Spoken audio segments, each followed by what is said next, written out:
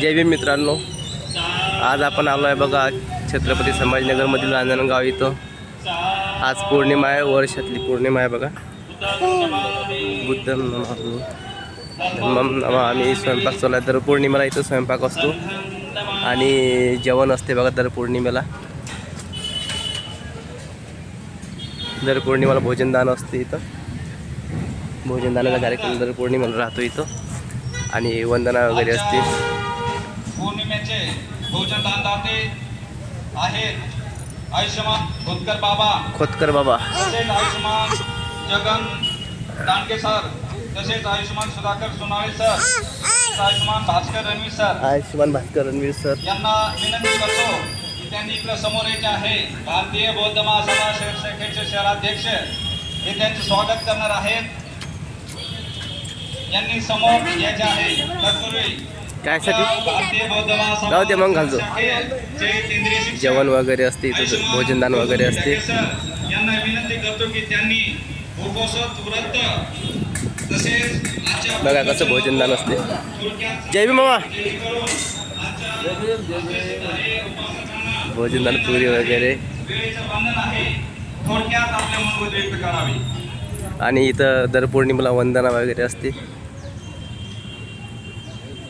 दर पौर्णिमेला वंदना वगैरे घेतात. देव आणि मनुष्याची शास्त्रा महाकारुणिक तथागत सम्यक समृद्ध दी बुद्धी सोसायटी ऑफ इंडिया अर्थात भारतीय बौद्ध महासभा, भारतीय बौद्ध महासभेचे संस्थापकीय अध्यक्ष बोधिसत्व डॉक्टर बाबासाहेब आंबेडकर, माता भीमाई, माता रमाई या महामातांना त्रिवार पंचांग प्रणाम. आज माघ पौर्णिमा आणि माघ पौर्णिमेचं महत्व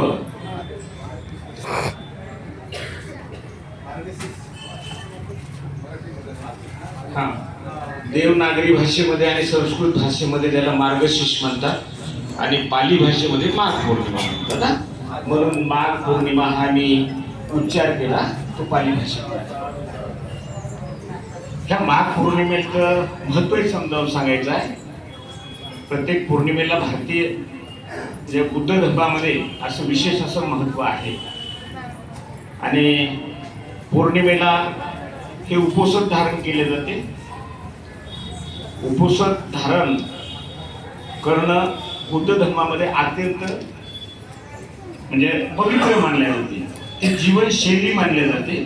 उपोषण धारण करणं म्हणजे मानवी जीवनाचा म्हणजे हे जे मानवी शरीर जे आहे या शरीराला वळण लावणे आणि ते वळण लावण्यासाठी 8 सील दिलेले आहेत, है की नाही.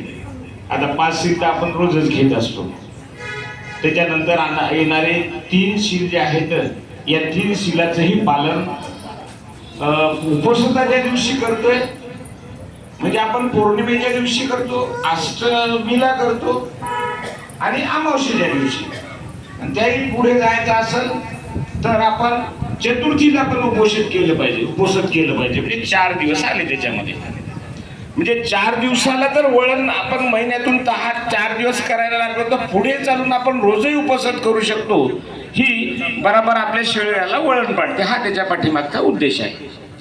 आता उपोषण पालन करत असताना एकच उदाहरण सांगतो. मला अध्यक्ष महोदयाने सांगले की त्यावरही थोडंसं बोला म्हणून. एकच उदाहरण सांगतो.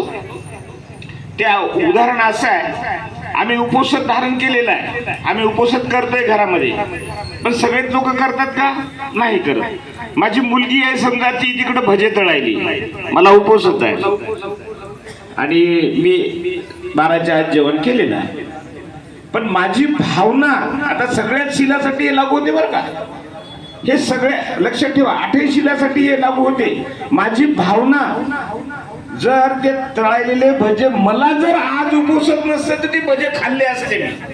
ही मनात जर भावना निर्माण झाली ना, तुमचं उपोषणाला काही अर्थ राहिला नाही आणि ते तुटला. हे सगळ्यात म्हणजे इथून तिथून जे 5 सील आपण नेहमी घेतो त्या शिलासाठी माझ्या मनामध्ये चोरीची भावना आली, माझ्या मनामध्ये जर हत्येची भावना आली, व्यभिचाराची भावना आली, माझ्या मनामध्ये म्हणजे जे 4 काय म्हणतात त्याला वाचेचे दोष आहेत ते तुम्हाला सगळ्याला आम्ही नेहमी सांगत असतो. सगळे बौद्धाचार्य सांगत असतात. याची भावना जरी निर्माण झाली आणि जे मादक पदार्थाचं सेवन करायचं याची भावना निर्माण झाली तरी उपोषण तुटलं बरं का.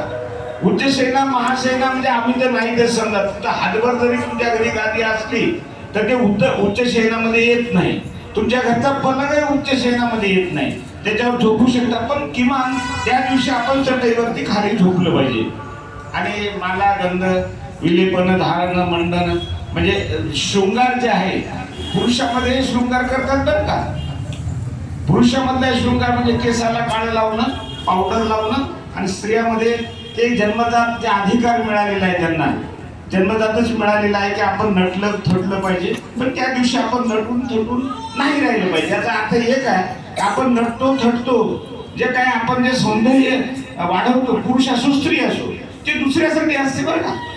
स्वच्छतेसाठी म्हणजे फक्त आंघोळ राहते, स्वच्छतेसाठी आंघोळ राहते. आणि नटणं म्हणजे चांगलं दिसावं आणि दुसऱ्यांना आपल्याला चांगलं दिसल्याचा इफेक्ट त्यांच्यावर पडावा, याच्यासाठी आम्ही नटतो. म्हणून ते नटणंही त्याच्यामध्ये आलं नाही पाहिजे. हे झालं शीलाचं. आणि दुसरं सांगायचं झालं तर आजच्या पौर्णिमेचे जे महत्व आहे, अतिशय महत्व. प्रत्येक पौर्णिमेला तेवढंच महत्व आहे.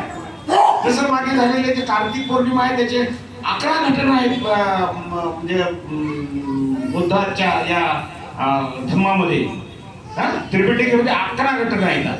तशा मला तर फक्त एक घटना माहीत आहे या माघ पौर्णिमेची, की एक घटना माहीत आहे.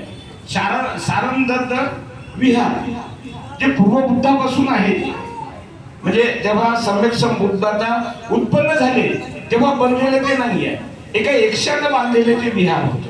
आणि हे विहार कुठं आहे? वैशालीमध्ये आहे. आणि वैशाली गणराज्य होतं, अतिशय विद्वान लोक त्या ठिकाणी राहायचे. म्हणजे आता जे आमची लोकशाही आहे ना, त्याच्या अगोदर त्या वैशालीमध्ये लोकशाही होती.